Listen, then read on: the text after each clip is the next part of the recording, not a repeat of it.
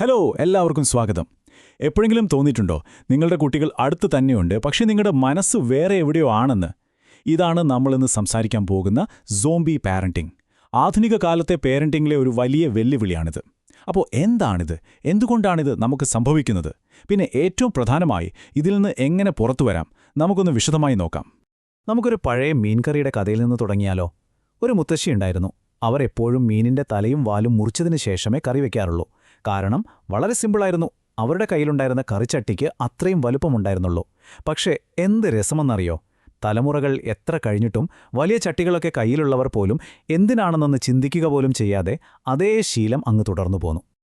അപ്പോ ഈ മീൻകറിയുടെ കഥ പോലെ നമ്മളും ചിലപ്പോൾ ഒന്നും ചിന്തിക്കാതെ പല കാര്യങ്ങളും ചെയ്യാറില്ലേ? പ്രത്യേകിച്ച് നമ്മുടെ കുട്ടികളോട് പെരുമാറുമ്പോൾ. നമ്മുടെ അച്ഛനമ്മമാർ ചെയ്ത കാര്യങ്ങൾ അതേപോലെ നമ്മളും കോപ്പിയടിക്കുകയാണോ? അതോ ഇന്നത്തെ കാലത്തിന് ചേർന്ന രീതിയിൽ അതിൽ മാറ്റങ്ങൾ വരുത്തുന്നുണ്ടോ? ഇതൊന്ന് ആലോചിക്കേണ്ട ചോദ്യം തന്നെയല്ലേ? ഈ ചിന്തിക്കാതെ നമ്മൾ ഫോളോ ചെയ്യുന്ന ശീലങ്ങളുണ്ടല്ലോ, അതിൽ നിന്നാണ് നമ്മൾ ഇന്നത്തെ നമ്മുടെ മെയിൻ ടോപ്പിക്കിലേക്ക് വരുന്നത്. എന്താണ് ഈ സോംബി പാരന്റിംഗ്? പേരുകേട്ട് പേടിക്കൊന്നും വേണ്ട. ഇത് ഒരുപാട് പേർക്ക് സാധാരണയായി സംഭവിക്കുന്നൊരു കാര്യമാണ്. ഒന്ന് ആലോചിച്ചു നോക്കൂ. നമ്മുടെ കുട്ടികളുടെ കൂടെ ഒരേ മുറിയിൽ ഇരിക്കുന്നതും ശരിക്കും അവരുടെ കൂടെ ആയിരിക്കുന്നതും തമ്മിൽ ആനയും ആടും പോലത്തെ വ്യത്യാസമുണ്ട് അല്ലേ? അവരൊരു കാര്യം പറയുമ്പോൾ നമ്മൾ വെറുതെ എന്ന് മൂളുകയാണോ? അതോ അവർ പറഞ്ഞതിലെ സന്തോഷമോ സങ്കടമോ നമ്മൾ ശരിക്കും ഉൾക്കൊള്ളുന്നുണ്ടോ? നമ്മുടെ ശരീരം അവിടെ ഉണ്ടായതുകൊണ്ട് മാത്രം കാര്യമില്ല, നമ്മുടെ മനസ്സും 100% അവർക്കൊപ്പം വേണം. അപ്പോൾ ഇതാണ് ഈ പറയുന്ന സോംബി പാരന്റിംഗ്. നമ്മൾ കുട്ടികളുടെ കൂടെ തന്നെ ഉണ്ടാകും, പക്ഷേ നമ്മുടെ ചിന്ത മുഴുവനും ഓഫീസിലെ തീർക്കാനുള്ള ജോലിയെപ്പറ്റിയോ അടുത്ത മാസം അടക്കാനുള്ള ലോണിനെക്കുറിച്ചോ അല്ലെങ്കിൽ ഫോണിൽ വന്ന പുതിയ നോട്ടിഫിക്കേഷനെക്കുറിച്ചോ ആയിരിക്കും. ഒരു സോംബിയെപ്പോലെ യാന്ത്രികമായി പ്രതികരിക്കും. ഒരു കാര്യം ഓർക്കണം, ഇത് സ്നേഹക്കുറവ് കൊണ്ടല്ല, നമ്മുടെ ശ്രദ്ധ പല പല കാരണങ്ങൾ കൊണ്ട് ചിതറിപ്പോകുന്നതുകൊണ്ടാണ്. അപ്പോൾ എന്തുകൊണ്ടാണ് നമ്മളിൽ പലരും ഈ ഒരു അവസ്ഥയിലേക്ക് എത്തുന്നത്? ആദ്യം തന്നെ പറയട്ടെ, ഇത് നിങ്ങളുടെ മാത്രം ഒരു പ്രശ്നമല്ല. എന്നെയും നിങ്ങളെയും പോലുള്ള ഒരുപാട് നല്ല രക്ഷിതാക്കൾക്ക് ഇത് സംഭവിക്കുന്നുണ്ട്. നമ്മുടെ ഇപ്പോഴത്തെ ജീവിത സാഹചര്യങ്ങൾ ഇതിൽ വലിയൊരു പങ്ക് വഹിക്കുന്നുണ്ട്. ഒരു പ്രധാന കാരണം നമ്മുടെ ജോലിയാണ്. ഓഫീസിലെ ടെൻഷനുകളും തീർക്കാനുള്ള ടാസ്കുകളുമൊക്കെ നമ്മൾ അറിയാതെ തന്നെ വീട്ടിലേക്കും കൊണ്ടുവരും. അപ്പോൾ പിന്നെ കുട്ടികളുടെ ചെറിയ ചെറിയ സന്തോഷങ്ങളിലൊന്നും നമുക്ക് പൂർണ്ണമായി ശ്രദ്ധിക്കാൻ പറ്റാതെ വരും. അതുപോലെ തന്നെയാണ് പണത്തെക്കുറിച്ചുള്ള ടെൻഷനുകൾ. ഇത് നമ്മുടെ മനസ്സിനെ എപ്പോഴും അലട്ടിക്കൊണ്ടിരിക്കും. കുട്ടികളോടൊപ്പം ചിരിച്ച് കളിച്ചിരിക്കുമ്പോൾ പോലും നമ്മുടെ മനസ്സ് വേറെ എവിടെയെങ്കിലും ആയിരിക്കും. പാരന്റിംഗ് എന്ന് പറയുന്നൊരു 24x7 ജോലിയാണ് അല്ലേ? ശരിക്കും പറഞ്ഞാൽ വലിയൊരു ഉത്തരവാദിത്തം. അപ്പോൾ വേണ്ടത്ര സപ്പോർട്ട് കിട്ടാത്തവർക്കും ഒറ്റയ്ക്ക് കുട്ടികളെ വളർത്തുന്നവർക്കൊക്കെ ഇത് വലിയൊരു മാനസിക തളർച്ചയ്ക്ക് കാരണമാകും. ശരിക്കും അവർ ഒറ്റപ്പെട്ടു പോകും. ഇനി ഇന്നത്തെ കാലത്തെ ഒരുപക്ഷേ ഏറ്റവും വലിയ വില്ലൻ, അതെ, നമ്മുടെ എല്ലാം കയ്യിലിരിക്കുന്ന സ്മാർട്ട് ഫോൺ തന്നെ. അതിൻ്റെയും സോഷ്യൽ മീഡിയയുടെയും ആകർഷണം അത്ര വലുതാണ്. കുട്ടികൾ അവരുടെ ജീവിതത്തിലെ ഏറ്റവും പ്രധാനപ്പെട്ട ഒരു കാര്യം പറയാൻ വരുമ്പോഴും നമ്മൾ ആ ഫോണിൽ തന്നെ മുഴുകിയിരിക്കാനുള്ള സാധ്യത എത്രയോ കൂടുതലാണ് അല്ലേ? അപ്പോൾ കണ്ടില്ലേ, ഈ പറഞ്ഞ കാരണങ്ങളെല്ലാം കൂടി ഒന്നിക്കുമ്പോഴാണ് നമ്മൾ പോലും അറിയാതെ ഈ സോംബി പാരന്റിംഗ് എന്നൊരു അവസ്ഥയിലേക്ക് വീണുപോകുന്നത്.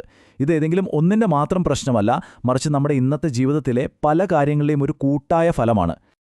ഓക്കെ, നമ്മൾ എങ്ങനെയാണെങ്കിൽ അത് സാരമില്ല എന്ന് വയ്ക്കാം. പക്ഷേ നമ്മുടെ ഈ മാനസികമായുള്ള അകൽച്ച കുട്ടികളെ എങ്ങനെയാണ് ബാധിക്കുന്നത്? ഇതിന്റെ പ്രത്യാഘാതങ്ങൾ ഒരുപക്ഷെ നമ്മൾ ചിന്തിക്കുന്നതിനേക്കാൾ വളരെ വലുതായിരിക്കും.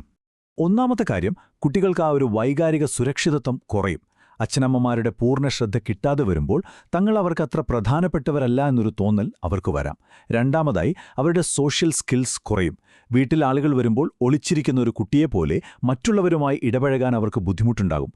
പിന്നെ സംഭാഷണങ്ങൾ കുറയുന്നത് സ്വാഭാവികമായും അവരുടെ ഭാഷാപരമായ വളർച്ചയെയും ബാധിക്കും. ഏറ്റവും പ്രധാനമായി, നമ്മുടെ ശ്രദ്ധ കിട്ടാൻ വേണ്ടി അവർ ചിലപ്പോൾ വാശി കാണിക്കാനും ബഹളം വയ്ക്കാനുമൊക്കെ തുടങ്ങും. പക്ഷേ ഒരു നല്ല വാർത്തയുണ്ട്. വിഷമിക്കേണ്ട കാര്യമില്ല. ഈ അവസ്ഥയിൽ നിന്ന് നമുക്ക് ഈസിയായിട്ട് പുറത്തു വരാൻ പറ്റും. ചെറിയ ചെറിയ ചില മാറ്റങ്ങളിലൂടെ വലിയ വ്യത്യാസങ്ങളുണ്ടാക്കാൻ സഹായിക്കുന്ന കുറച്ച് വഴികളുണ്ട്. നമുക്കവ ഏതൊക്കെയാണെന്ന് നോക്കാം. ഓർക്കാൻ എളുപ്പത്തിന് ഒരു 3 വഴികളാണ് നമ്മൾ നോക്കാൻ പോകുന്നത്. 1 കണക്ഷൻ വിൻഡോകൾ, 2 മൈക്രോ കണക്ഷനുകൾ, 3 ഡിവൈസ് ഫ്രീ സോണുകൾ. നമുക്ക് ഓരോന്നായിട്ട് നോക്കാം. ആദ്യത്തെ വഴിയാണ് കണക്ഷൻ വിൻഡോ. അതായത് എല്ലാ ദിവസവും ഒരു നിശ്ചിത സമയം, ചിലപ്പോൾ ഒരു 15 മിനിറ്റോ അല്ലെങ്കിൽ അരമണിക്കൂറോ ഫോണും ടിവിയും ജോലിയുടെ ടെൻഷനും എല്ലാം മാറ്റിവെച്ച് 100% കുട്ടികൾക്ക് വേണ്ടി മാത്രം കൊടുക്കുക. ആ സമയത്ത് അവരെ കേൾക്കുക, അവരോടൊപ്പം കളിക്കുക, ആ നിമിഷം അവരുടേത് മാത്രമായിരിക്കണം. അടുത്തതാണ് മൈക്രോ കണക്ഷനുകൾ. ദിവസം മുഴുവനും നമുക്ക് ചെയ്യാൻ പറ്റുന്ന ചെറിയ ചെറിയ സ്നേഹപ്രകടനങ്ങളാണിത്. അതിലൊന്നാണ് ഒരു ആലിംഗനം. വെറുതെ തോളിലൊന്ന് തട്ടിപ്പോകുന്നത് പോലെയല്ല, ഒരു 10 സെക്കൻഡ് നേരത്തേക്കെങ്കിലും സ്നേഹത്തോടെ ഒന്ന് ചേർത്തു പിടിക്കുന്നത് വലിയ വൈകാരികമായ മാറ്റങ്ങളുണ്ടാക്കും. ശരിക്കും പറഞ്ഞ ഈ ആലിംഗനത്തിന് വലിയ ശക്തിയുണ്ട്. ഒരു കഥയുണ്ട്. മുത്തശ്ശി മരിച്ച് വല്ലാത്ത വിഷമത്തിലിരുന്ന ഒരു സ്ത്രീ. അവരുടെ ഓഫീസിലെ മാനേജർ ഒന്നും മിണ്ടാതെ കുറച്ചുനേരം അവരെ ചേർത്ത് പിടിച്ചു. അവരുടെ ഉള്ളിലെ സങ്കടം മുഴുവൻ അലിഞ്ഞു പോയതുപോലെ തോന്നിയെന്നവർ പിന്നീട് പറഞ്ഞു. ആ ഒരൊറ്റ നിമിഷം അവർക്ക് അത്ര വലിയ ആശ്വാസമാണ് കൊടുത്തത്. ഒരു കെട്ടിപ്പിടുത്തം മാത്രമല്ല കേട്ടോ, കുട്ടികളുടെ കണ്ണിൽ നോക്കി സംസാരിക്കുന്നത്, അവർ പറയുന്നത് ഇടയ്ക്ക് കയറി തടസ്സപ്പെടുത്താതെ മുഴുവനായി കേൾക്കുന്നത്, ഒരുമിച്ചൊരു സാരനുണ്ടാക്കുന്നത് പോലും നമ്മുടെ ബന്ധം ശക്തമാക്കുന്ന മൈക്രോ കണക്ഷനുകളാണ്. ഇതൊക്കെ നമുക്കൊരുപക്ഷേ ചെറിയ കാര്യങ്ങളായി തോന്നാം, പക്ഷേ കുട്ടികളുടെ മനസ്സിൽ ഇതിന്റെ സ്വാധീനം വളരെ വലുതാണ്. അവസാനമായി, വീട്ടിൽ ചില ഡിവൈസ് ഫ്രീ സോണുകൾ ഉണ്ടാക്കുക. അതായത് മൊബൈൽ ഫോണുകൾക്ക് പ്രവേശനമില്ലാത്ത ചില സ്ഥലങ്ങൾ, പ്രത്യേകിച്ച് ഡൈനിങ് ടേബിളിലും കിടത്തുമുറിയിലുമൊക്കെ. ഒരുമിച്ചിരുന്ന് ഭക്ഷണം കഴിക്കുമ്പോഴുള്ള സംസാരങ്ങളും ഉറങ്ങാൻ പോകുമ്പോഴുള്ള കൊച്ചു വർത്തമാനങ്ങളും എത്രത്തോളം വിലപ്പെട്ടതാണെന്ന് നമ്മൾ ഓർക്കണം. അപ്പോൾ നമുക്ക് ഈ ഒരു ചോദ്യത്തിൽ നിർത്താം. ഇനി അടുത്ത തവണ നിങ്ങളുടെ കുട്ടി എന്തെങ്കിലും പറയാനായി നിങ്ങളുടെ അടുത്തേക്ക് വരുമ്പോൾ ഒരു നിമിഷമൊന്ന് നിർത്തി സ്വയം ചോദിക്കുക, ഞാൻ ശരിക്കും കേൾക്കുന്നുണ്ടോ, അതോ എൻ്റെ മനസ്സ് മറ്റെവിടെങ്കിലും അലിയുകയാണോ? ആ ഒരു നിമിഷത്തിൽ പൂർണ്ണമായി അവരോടൊപ്പം നിൽക്കാൻ ശ്രമിക്കുന്നത് തന്നെയായിരിക്കും ഏറ്റവും വലിയ മാറ്റത്തിൻ്റെ തുടക്കം. നന്ദി.